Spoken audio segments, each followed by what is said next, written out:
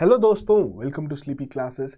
तो आज की फ्यू मिनट सीरीज में हम बात करेंगे एक इंपॉर्टेंट और छोटे से टॉपिक के बारे में, printing of Indian currency notes किस तरीके से की जाती है, कौन इससे रिलेटेड डिसीजंस वहां पर लेता है, इंपॉर्टेंट बन जाते हैं आपके प्रीलिम्स पॉइंट ऑफ व्यू से। डायरेक्टली फैक्चुअल स्टेटमेंट्स आपसे पूछी जा सकती हैं।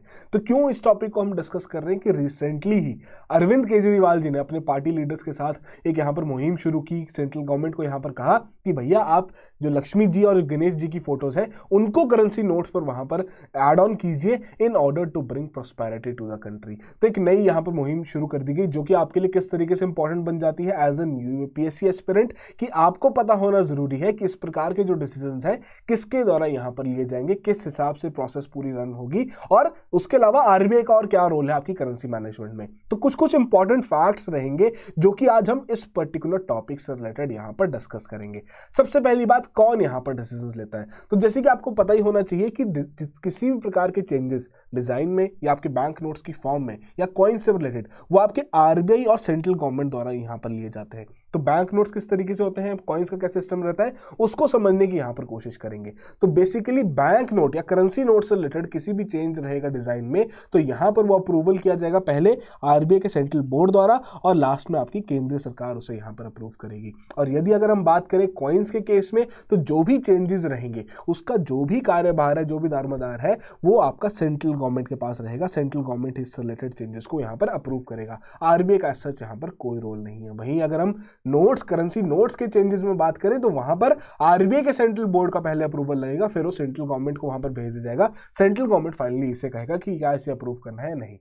फिर वही हम बात करें कि आरबीआई का क्या रोल है इन इशूइंग नोट्स। तो आपको पता होना जरूरी कि कौन से सेक्शन और कौन से एक्ट के आधार पर आरबीआई यहां पर नोट्स इशू करता है। तो यहां पर जो हमारा reserve bank of India act है 1934 का, उसका जो सेक्शन 22 है वो क्या कहता है, it gives RBI the sole right to issue bank notes in India. Important fact आपके लिए। फिर वहीं जो सेक्शन 25 है जो कि डिजाइन से रिलेटेड या फॉर्म से रिलेटेड यहां पर बात कर रहा है, वो क्या कहते हैं कि that the design, form and material of the bank notes shall be as such may be approved, जो कि सेंट्रल गवर्नमेंट द्वारा किया जाएगा after consideration of the recommendations जो कि आरबीआई के सेंट्रल बोर्ड द्वारा यहां पर रखी जाएंगी। तो इस पूरी प्रोसेस को समझने के लिए एक और इंपॉर्टेंट चीज है जो कि आपको पता होनी जरूरी है कि यहां पर एक आरबीआई का डिपार्टमेंट है जो कि इस पर्टिकुलर चीज के ऊपर काम करता है, जो कि आरबीआई का डिपार्टमेंट ऑफ करेंसी मैनेजमेंट है, जो कि करंटली आपका हेड किया जा रहा है डिप्टी गवर्नर टी रविशंकर द्वारा। ठीक है जी, इंपॉर्टेंट फैक्ट है, पूछ लिया जाता है कहीं पे भी आपको ऐसे स्टेट पीसीएस वाले एग्जाम्स में। तो बेसिकली इनकी रिस्पॉन्सिबिलिटी क्या है इस पर्टिकुलर डिपार्टमेंट की, कि यहां पर जो भी आपका करेंसी मैनेजमेंट से रिलेटेड जितने भी फंक्शंस रहेंगे वो इनके द्वारा यहां पर एडमिनिस्टर किए जाएंगे, इनके द्वारा वो सारा कार्यभार यहां पर संभाला जाएगा। ठीक है जी। अब डिपार्टमेंट के पास क्या है कि अगर आपकी डिजाइनिंग करनी है बैंक नोट्स की, ठीक है जी, या उससे रिलेटेड जो भी आपके पॉलिसी ऑपरेशनल इश्यूज है relating to designing of bank notes, या आपको डिमांड फॉरकास्ट करनी है नोट्स और कॉइन्स की, इंश्योर करनी है smooth distribution of bank notes and coins through out the country, और जो पुराने नोट्स हैं, अनफिट है या खराब हो चुके हैं, उनका भी रिट्रीवल करना है। तो वो सारी चीजें जो रहेंगी वो पर्टिकुलरली इस डिपार्टमेंट द्वारा यहां पर हेड की जाएंगी। डायरेक्टली आपसे पूछा जा सकता है कि बताइए यदि किसी प्रकार की डिजाइनिंग होगी वो कौन से डिपार्टमेंट द्वारा यहां पर हैंड ओवर की जाएगी। वहां पर आपको सोचता है फाइनेंस मिनिस्ट्री से रिलेटेड कोई डिपार्टमेंट वहां पर मेंशन कर दिया जाए, तो जी हाँ, यहाँ पर आरबीआई का जो डिपार्टमेंट ऑफ करेंसी मैनेजमेंट है उनके द्वारा यहाँ पर बेसिकली ये सारी चीजें संभाली जाती हैं, जो कि आपके डिप्टी गवर्नर द्वारा वहां पर हेड किया जाता है। तो करंटली आपके टी रविशंकर द्वारा यहाँ पर किया जा रहा है। तो जो भी डिजाइन रहेगा किसी भी करेंसी नोट का, यदि उसमें चेंज होना है तो वो इस डिपार्टमेंट द्वारा उस डिजाइन पर काम किया जाएगा, आरबीआई को सबमिट किया जाएगा, आरबीआई का सेंट्रल बोर्ड उसे देखते हुए फाइनल अप्रूवल देते हुए फर्दर सेंट्रल गवर्नमेंट को यहां पर रेकमेंड करेगा। तो बेसिकली अगर हम बात करें किस तरीके से काम होगा यहां पर, कि पहले डिपार्टमेंट से आपके आरबीआई तक बात जाएगी, आरबीआई का सेंट्रल बोर्ड है वहां तक बात पहुंचेगी, आरबीआई का सेंट्रल बोर्ड फिर उसे रेकमेंड करेगा हमारी सेंट्रल गवर्नमेंट को, और सेंट्रल गवर्नमेंट उसके ऊपर फाइनल कॉल यहां पर लेगी कि क्या उसे अप्रूव करना है या फिर खारिज कर देना है। ठीक है जी। तो मतलब फाइनल कॉल यहां पर सेंट्रल गवर्नमेंट की बन जाती है। तो ये एक इंपॉर्टेंट फैक्ट है जो कि आपको ध्यान में रखना है, जो कि रिसेंटली ये जो नया यहां पर मुहिम शुरू हुई है कि गणेश जी और लक्ष्मी जी की फोटोज डालनी है, तो उससे रिलेटेड इंपॉर्टेंट फैक्ट आपको ध्यान में रखना है। फिर वहीं बात करें कॉइन्स की मिंटिंग से रिलेटेड, कहां मिंट होती है, किस तरीके से होती है, या कौन सा एक्ट है यहां पर जो कि इंपॉर्टेंट ध्यान में रखना है। तो जो कॉइनेज एक्ट है 2011 का, it gives the central government the power to design as well as mint coins in various denominations. तो केंद्र सरकार के पास यहां पर पूरा दारोमदार है। तो यहां पर किस तरीके से मिंटिंग की जाएगी, ऐसा तो है नहीं कि सरकार एकदम से एक दिन उठेगी बोलेगी आज चलो 10 लाख के करेंसी की आज यहाँ पर 10 लाख के डिनोमिनेशन की यहाँ पर कॉइन्स की मिंटिंग की जाए नहीं। आरबीआई यहाँ पर ईयरली बेसिस पर कुछ एस्टिमेट्स हैंड ओवर करता है सरकार को कि आपको इस तरीके से इतने कॉइन्स की मिंटिंग यहाँ पर करनी है ताकि आपकी सर्कुलेशन में कॉइन्स भी बने रहे और उस हिसाब से उनकी डिमांड वहां पर कम ना हो। ठीक है जी, तो वो आरबीआई द्वारा ईयरली एस्टिमेट्स वहां पर सबमिट किए जाते हैं और जो कॉइन्स आपकी मिंटिंग की जाती है तो 4 ये आपके गवर्नमेंट ओन्ड एक आपके सेटअप्स हैं, इंस्टीट्यूशंस हैं जहां पर कॉइन्स की मिंटिंग होती है। कहां कहां पर है? मुंबई, हैदराबाद, कोलकाता एंड नोएडा।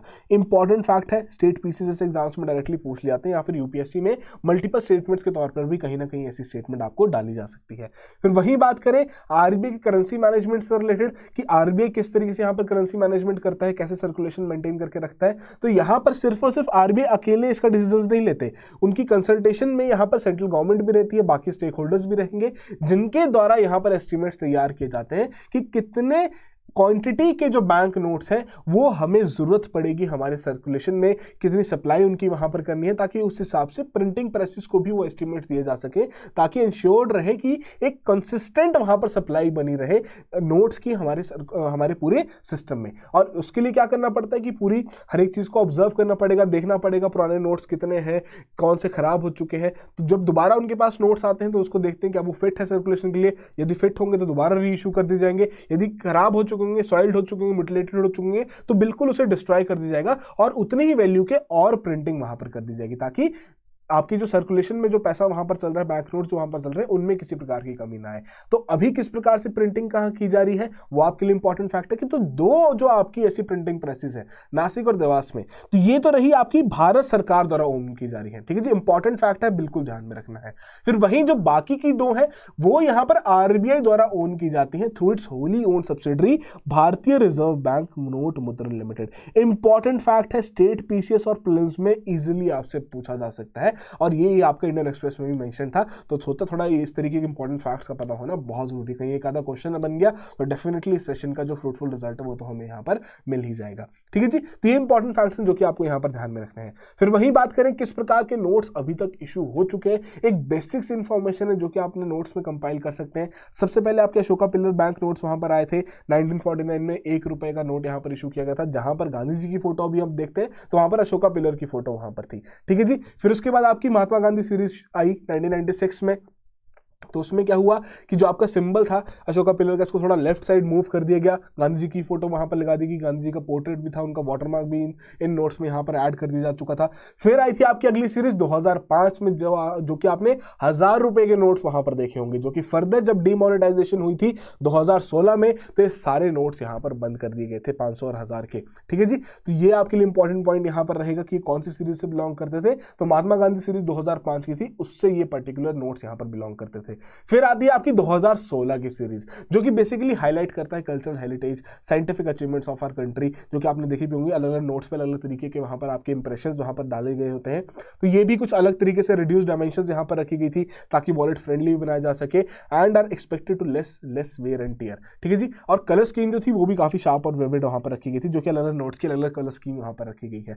तो ये 4 तरीके के आपके नोट्स हैं जो कि इशू किए जा चुके हैं। 2016 का जो इंपॉर्टेंट स्टेप वहां पर लिया गया था डिमोनेटाइजेशन के बाद, जिससे काफी असर पड़ा था पूरी हमारी इकोनॉमी के ऊपर ही जो कि हमने नंबर्स भी वहां पर हम देखें, इको सर्वे भी अगर हम रेफर करें तो इजीली हम उसका पता लगा सकते हैं। बट इन 4 कैटेगरीज के बारे में पता होना जरूरी है। एक बार दोबारा देख लेते हैं पिक्चर रिप्रेजेंटेशन के थ्रू। पहली जो आपकी कैटेगरी थी अशोका पिलर, जहां पर इस तरीके से काम करता था रिजर्व बैंक ऑफ इंडिया द्वारा जो इशू किया गया था नोट। फिर आता है आपका महात्मा गांधी वाला जिसमें आपका Ashoka pillar to the left थोड़ा सा मूव कर दिया गया था। फिर जो आपकी थर्ड कैटेगरी जो कि अब बिल्कुल ही खत्म हो चुकी है, जो 1000 रुपए के नोट्स हैं यहाँ पर, ये आपके लिए इंपॉर्टेंट पॉइंट यहाँ पर। ठीक है जी, तो इस तरीके की एक पिक्टोरियल रिप्रेजेंटेशन ताकि आप इसे ध्यान रख सकें।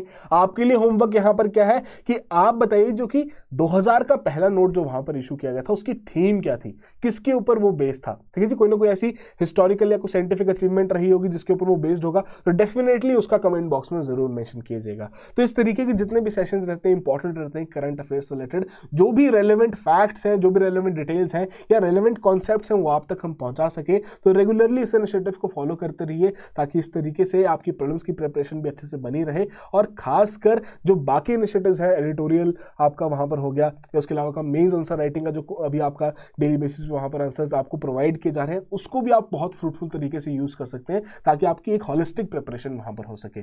सो आई होप सभी चीजें यहाँ पर समझ आ गई हो। ऐसा समझाने वाला तो कुछ था नहीं, मोस्टली आपके फैक्ट्स थे जो कि आपको ध्यान में रखने हैं, बट एक कंपाइल्ड फॉर्मेट में आपको सभी फैक्ट्स प्रोवाइड करवा दी जा चुके हैं, तो डेफिनेटली इन्हें अपने नोट्स में भी अच्छे से नोट डाउन कर लीजिएगा। So that will be all the very best and have a good preparation.